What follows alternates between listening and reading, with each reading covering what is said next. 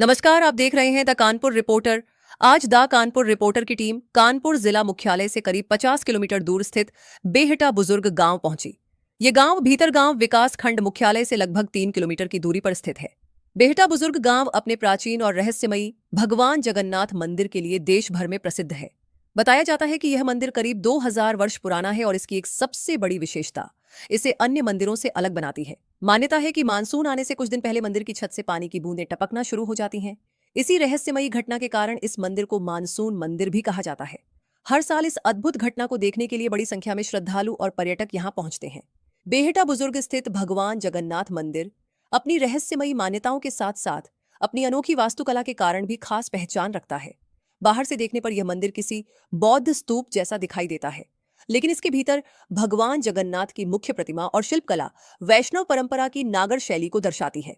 इतिहासकारों का मानना है कि यह मंदिर संभवतः 11वीं या 12वीं शताब्दी के दौरान किसी समय क्षतिग्रस्त या ध्वस्त हो गया होगा, जिसके बाद किसी स्थानीय जमींदार द्वारा इसका पुनर्निर्माण या मरम्मत कराई गई होगी। मंदिर की संरचना भी बेहद अनोखी है। इसकी दीवारों की मोटाई करीब 14 फीट है और मंदिर का भीतरी हिस्सा लगभग 700 वर्ग फीट में फैला हुआ है।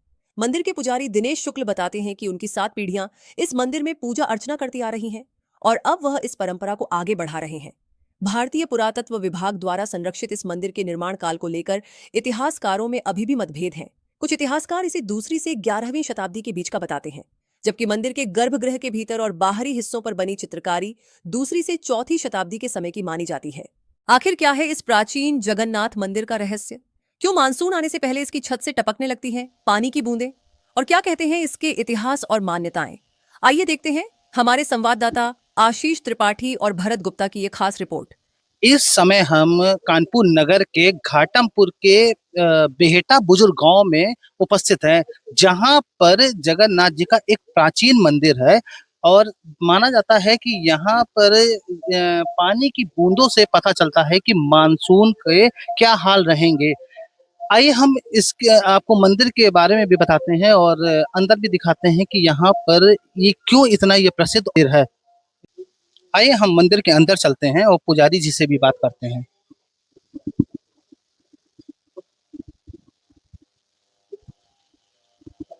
ये आप देखेंगे, ये श्री भगवान जगन्नाथ जी का ये प्राचीन मंदिर है और ये मूर्ति है। यही वो प्राचीन मंदिर है जहाँ पे मानसून के बारे में जो पता चलता है। अगर आप उनकी ऊपर छतों में भी देखेंगे तो पानी की कुछ बूंदें भी आपको दिखाई देंगी और जिस प्रकार से इसकी बूंदें होती हैं, अगर बड़ी बूंदें होती हैं तो ये पता चलता है कि बारिश इस बार अच्छी होगी और अगर छोटी बूंदें होंगी तो बारिश इस बार बहुत कम होने की संभावना है। हालांकि अगर हम अभी बूंदों को अगर देखेंगे तो बूंदें काफी छोटी हैं। इससे ये साबित होता है कि इस बार बारिश कमजोर है। आइए इस विषय में हम यहाँ के महंत और पंडित जी से बात करते हैं। पंडित जी, क्या नाम है आपका? दिनेश शुक्ला। जैसा कि ये लोग कहते हैं, लोग जानकारी देते हैं कि यहाँ पे पानी की बूंदों से ये पता चलता है कि इस बार का मानसून कैसा रहेगा। क्या ये बात सत्य है? हाँ, सत्य है। अभी आप इधर देख सकते हैं, ये ये देखिए मानसून पत्थर जो पसीजा हुआ है। जब अच्छी बारिश जोरदार होने तो पूरा पत्थर पसीज जाता है। ये पत्थर अभी पूरा नहीं पसीजा, इस समय अभी पूर्णतया मानसून नहीं आया है।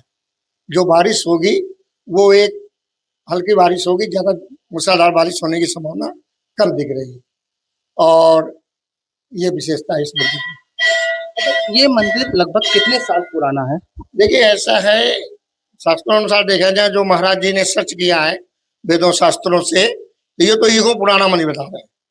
ये भगवान ये चूंकि जगन्नाथपुरी से प्राचीन है। त्रेता में ये जगन्नाथपुरी थी, जब भगवान राम को रात तिलक हो गया था, उनकी माताएं 4 धाम यात्रा गई थी, तो उसमें चौथी जो जगन्नाथपुरी थी यही जगन्नाथपुरी। भगवान शिव ने विष्णु जी को जो जगन्नाथ की उपाधि दी थी, जब वो समाधि में जा रहे थे, अखंड समाधि में, तो उन्होंने जो डिस्ट्रॉय पावर था वो उन्होंने विष्णु को दिया था और तभी से उनका नाम पड़ गया था जगन्नाथ। तो ये युगों पुराना मंदिर है और अगर ऐतिहासिक दृष्टि से माने जाए तो जो पुरातत्व ने यहाँ की कार्बन डेटिंग कराई है, यहाँ के चंद्रनगरी वगैरह ले गए, उनके अनुसार भी ये 5000 वर्ष से ज्यादा पुराना है जी। अच्छा, जैसा कि यहाँ पे मूर्तियों में आकृति बनी हुई है, ये बताया जाता है कि ये अवतारों के लिए संबंधित ये आकृतियां बनी है। क्या ये बात सत्य है? बस सही है। आप देखिएगा, इसमें जितने अवतार हैं ये सब अवतार हो चुके हैं। ये आपका 52 अवतार है, राम अवतार है, उन्हें अवतार इसमें जितने ये अवतार दिए हैं, और ये कल की अवतार जो कलयुग में होना है, ये हलधर अवतार है। जितने भगवान के अवतार हुए समय ये वत्स अवतार है।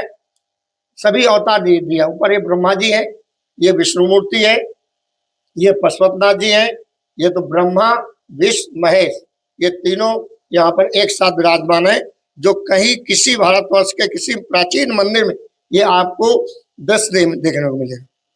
इसके अलावा भी इस मंदिर की कोई विशेषताएं? ये मंदिर की विशेषता ये है कि जो श्रद्धा भाव से आदमी अपनी अर्चना लेके जाता है और उसकी भगवान पूरा करते हैं, जब वो बाद में आता है पंडित जी हम ये मान गए, हमारा ये हुआ, पहले इनके 1-2 पोशाक तो कम से कम, अब तो हर दूसरे तीसरे पोशाक नहीं बदलते हैं, इनके आभूषण भी चढ़ते हैं। अभी रथ यात्रा हो गई, रथ यात्रा में 50,000 की भीड़ होगी। जन्माष्टमी तो छठी तक बड़ा फंक्शन होता है, उसमें भी 50,000 की भीड़ होती है छठी में, क्योंकि जगन्नाथ के बाद 1 दिन लगता है, जगन्नाथ के बाद तो बहुत भीड़ होती है। अच्छा, इस मंदिर में मान्यता मांगने की या मुरादें पूरी होने के कोई विशेष दिन भी है क्या? नहीं, विशेष दिन कोई भी नहीं है, और भगवान के उससे विशेष दिन लोग बृहस्पति, ज्यादा वो लोग बृहस्पति करते हैं, कुछ लोग सोमवार मान लेते हैं, उससे विशेष दिन एकादशी लोग।